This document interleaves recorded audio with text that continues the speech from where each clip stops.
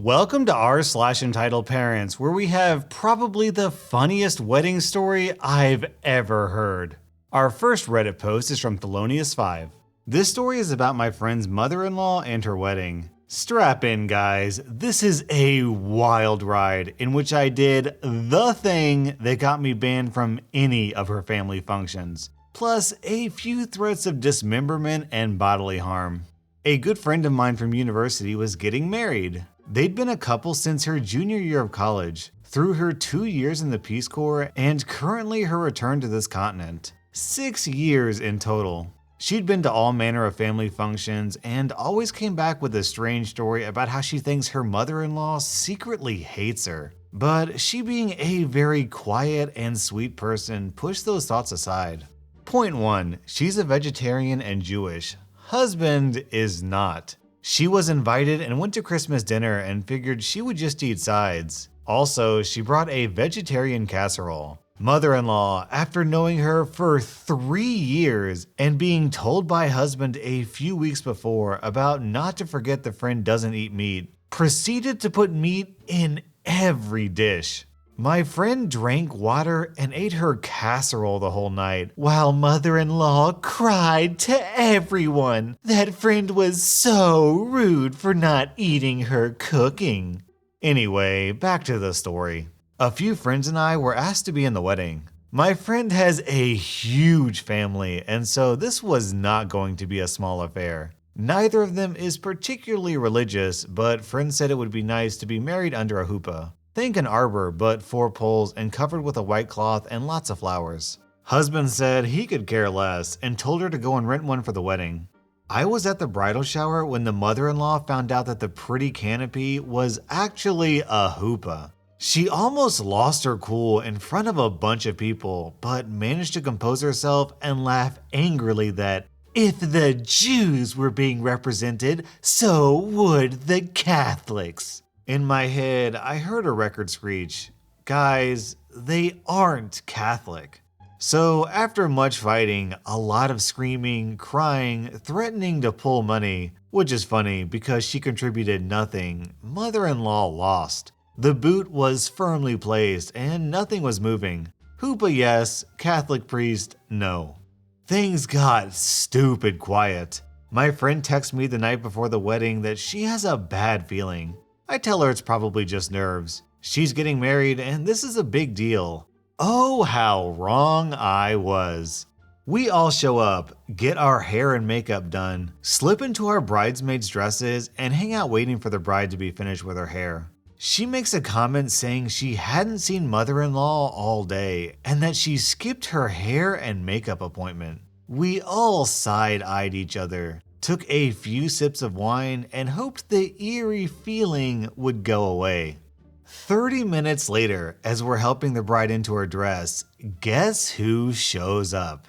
If you guessed mother-in-law, you win a cookie. Flush from coming up the stairs, she is not a light woman. In full hair and makeup, and a white dress. Not ivory, not cream, full snow freaking white. The dress was clearly a wedding dress. It was even from David's bridal, which she would later shout at me. Floor-length satin with a sweetheart beaded top, a bit of a train, and off-white lace on the bottom. The dress was even tailored to her. This has been a long con she has orchestrated. The bride burst into tears and aunts and friends ushered mother-in-law out. We did our best to console the bride, touched up her makeup, and made her a promise that the dress would never be seen in a photo. She looked me dead in the eye and nodded. The game was on. The venue only supplied white wine and champagne for the wedding party, but I grabbed my purse and ran down to the reception area and managed to flag an attendant by the bar and bribe him with a cool $20 bill to give me a bottle of red early. I cracked the baby open, filled a solo cup to the brim with it, and stalked outside. After a few swigs from the bottle for courage, I went over to where everyone was getting ready to take photos. With one last hard stare at my friend, I got her nod of approval. I pulled out my phone, held it in front of my face like I was reading a text, and walked straight into mother-in-law. I poured the entire cup of red wine down the front of her dress, jumped back, and gasped. The look on her face was murderous. She screamed, yelled, threatened, and promised she would sue me. People had to hold her back because she wanted to fight me. Eventually, she switched from screaming to sobbing and sank to the ground and threw a tantrum on the floor. Everyone moved back and just let her go at it and walked away to go take photos. It was surreal, as if everyone just hit their limit and noped out away from her. The 12-year-old flower girl whipped out her phone and snapped a few photos, much to our amusement. This is already super long, but I will say that mother-in-law went home and changed, only 20 minutes from the venue, into a nice dark green, too small and low-cut dress. Because of this, she missed all the photos. The wedding was beautiful. I got death glares from everyone she told that I attacked her with wine. No cares were given as I drank and danced with friends. The bride thanked me in secret and 3 months later took me to the spa for a day of pampering. But I am officially that ISIS grunt to mother-in-law, and I'll take it with pride. So, whoever that 12-year-old out there who snapped the photos, if you happen to be watching this and you still have those photos of a sobbing, wine-covered mother-in-law, please contact me. I will pay you cash money for the honor of publishing those photos on my YouTube channel. Also, OP, major props. You are a true friend. Our next Reddit post is from Appropriate Radish. So, about a year ago, my wife and I found out that she was pregnant with twins. We were very excited, and so were all our parents. The pregnancy wasn't easy. My wife went through such severe morning sickness that we weren't sure she'd be able to continue the pregnancy. She's a trooper though, and got through it. After 20 hours of labor and an emergency C-section, she gave birth to a healthy boy and girl. Until this point, my mom had been entirely supportive of the pregnancy and excited for the birth of her second and third grandchildren. However, her demeanor changed entirely when she saw our babies. For context, I'm a light-skinned black man and my wife is a very fair white woman. When our babies were born, they didn't look black. They were just pink, like most newborns. My mom decided that these couldn't be my children and my wife must have cheated. She walked up to my wife, who was feeding our daughter, and slapped her right across the face in front of me, my in-laws, my dad, and a nurse. Everything descended into chaos. Security came and cleared the room until Child Protective Services and the police could do an investigation. That meant my wife, who had gone through a terrible pregnancy and birth, had to be left alone just hours later without me or her parents until an investigation could be conducted. It was horrendously traumatic for her and still affects her to this day. Since then, my mother hasn't been allowed to see my kids, but she calls routinely and leaves messages that switch between apologizing and screaming obscenities. My in-laws have been over a lot to help with the babies and have told my mom to F off a fair number of times. My wife never wants to see her again, and I really don't want to either.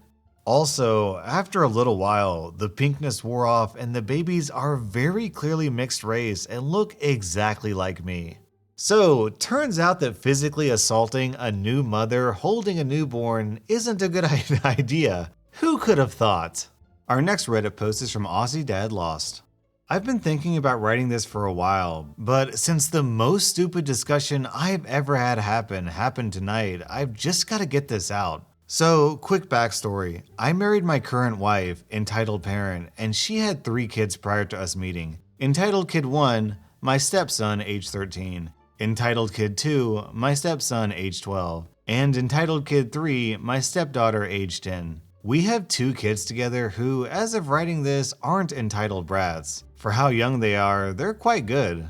A few years ago, Entitled Kid 1 decided to make up stories about me to his teacher, saying I've been abusing him and his siblings. Child Services did a thorough investigation and found it to be all made up, and ever since, I've kept my distance from any parental roles. I have to admit, I find their entitlement incredibly annoying and lose my temper from time to time. Most of the time though, I just walk away.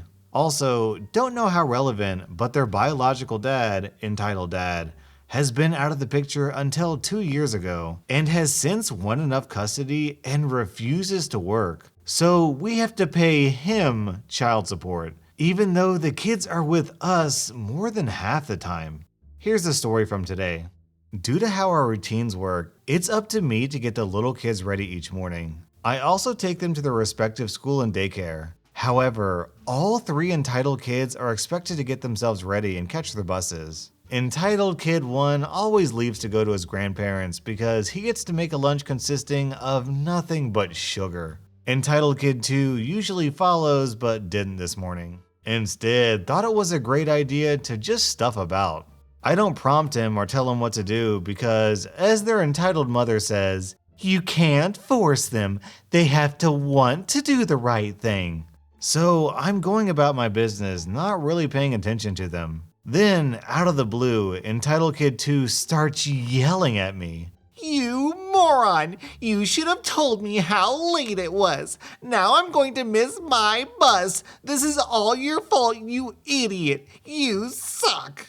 This tirade goes on for a while. I ignore it, but in my head, I'm getting angrier and angrier. I call his grandmother and tell her to take him to school as she works there. I call and let Entitled Mom know what happened, and this is the text I got. Sorry Entitled Kid 2 got cross at you this morning. I think you need to let it go. We know when he is stressed he doesn't deal with things properly. Perhaps I'll talk to him about it later when he's calm. Anyway, no one needs the stress. I read it and don't say anything. So come later in the day, I'm not happy at all over cleaning up and doing everything for the entitled kids, and Entitled Mother notices and gets cross with me for being distant about it all. This is what happened. You need to let it go. But it's happening all the time. Why don't you do something about it? Because they need to choose to do the right thing. What? What are you going to do about it? Well, I'll leave if it doesn't stop. I'm not stopping you. It isn't fair everyone keeps telling me what to do with my kids. Well, doing nothing about their bad behavior is a bad parent move. No, it isn't, as I know they will do the right thing. You just need to let it go. So you're telling me that I have to make a change and allow them to keep treating me like garbage? Yes, they're just babies. So we can't even meet in the middle. If you could meet all the expectations, then maybe you would have an argument for that. I need to know what you plan to do. Okay, alright. I have to go. I'm sick of being judged by everyone because I don't do what people think I should do. She just left. I'm sitting in the bathroom thinking, I don't feel anything anymore. I just feel numb from it. So normally I don't add stories like this because it's not quite as juicy as your typical entitled parent story. But I decided to put it in today's video because it gives incredible insight into why entitled parents are such bad parents. They have so much faith in their kids, like they think their kids are so precious, so adorable, that they just expect them to be good. And then when people call them out on their bad parenting, it makes them defensive because it means that both they're a bad parent and their kid is a bad kid, so they get defensive and just shut it down. And instead of listening to advice, they just default to doing nothing. So it's like a feedback loop. The worse the kids are, the more people complain to the parents, and the more people complain to the parents, the more the parents just shut down and don't follow any of the advice. That was r/Entitled Parents. And if you enjoyed this video, please be sure to hit that subscribe button because I just hit 1 million subs and I want to hit 2 million subs too.